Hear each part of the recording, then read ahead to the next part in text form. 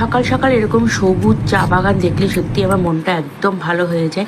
Good morning সবাইকে, আর happy Sunday. সকাল সকাল আজকে আমিও যাচ্ছি বাড়ির কাছাকাছি ঘুরতে। এখন একদম সকালবেলা, দেখো খুব একটা পরিষ্কার এখনও হয়নি।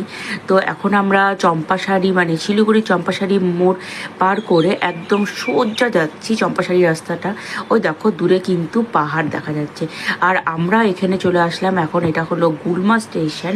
চলো স্টেশনে গিয়ে দেখি যে ট্রেন আছে কি না। দেখো এখনো ট্রেন আসেনি। এখানে এসে আর কি দেখলাম যে এখনো ট্রেন আসতে অনেকটাই দূর। ওই দেখো একটা ব্রিজ দেখা যাচ্ছে, চলো ব্রিজটার ওখানে নদী আছে, ওখানেই চলে যাই। তো নদী দেখতে যাচ্ছি আমরা এখন একটু ভেতরের দিকে, আর গাড়িটা এখানে রেখে একটু চলো সামনের দিকে এগিয়ে যাই, দেখতে পাই নাকি দেখা যাক। শুকনা খটখটা, বর্ষাকাল হলে পরে জল থাকে। এই জঙ্গলে হাতি আছে? হ্যাঁ। শুকনা ওইদিকে যাওয়ার রাস্তা আছে, ওদিকে যখন দেখো ওই দেখো ট্রাক দেখা যাচ্ছে।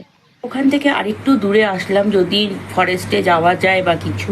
এখানে যাওয়া যায়, এর আগে আমরা টোটো করে এসেছি, কিন্তু আজকে গাড়ি নিয়ে যেতে পারলাম না, আর জলেরও দেখা নেই। তো এই দেখো এই রাস্তার মধ্যে সব পাথর ভাঙছিল। আর তারপরে আমরা গুলমা চা বাগানের মধ্যে দিয়ে ফেরার সময় হাতি দেখতে পেয়েছি। আমি গাড়ি থেকে নামলাম, মানে দীপঙ্কর একটু ফাঁকা দেখে দাঁড়ালো, কিন্তু আমি যতক্ষণে নেমে পৌঁছালাম অতক্ষণে হাতি চলে গেল। তো নেক্সট টাইম কোনো সময় দেখলে পরে তোমাদের সাথে অবশ্যই। সকলে ভালো থেকো, সুস্থ থেকো, আবার তোমাদের সাথে নেক্সট ব্লগে দেখা হবে। Tata, bye bye.